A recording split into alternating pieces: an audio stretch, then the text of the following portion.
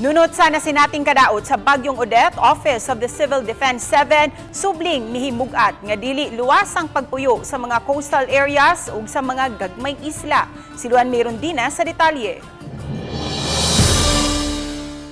Usa ang Diwi Island sa Bai City, Negros Oriental sa mga nakasinati o grabing kadaot nunot sa storm surge dala sa Bagyong Odette. Apektado ang gatusan ka mga pamilya nga nanimuyo sa barangay Ukiot, Look o Kapinahan. Ang DNR subling mipahinumdum sa mga local government units sa pagpatuman sa legal easement human masuta sa geohazard assessment nga dili luwas puy-an ang mga coastal areas ug mga Gagmay'ng Isla. Sama sa Diwi Island, nahapay usab ang mga panimay sa Gagmay'ng Island sa Inabanga, Bohol. Grabing kadaot usab ang nasinati sa Olango Island ug mga Gagmay'ng Isla.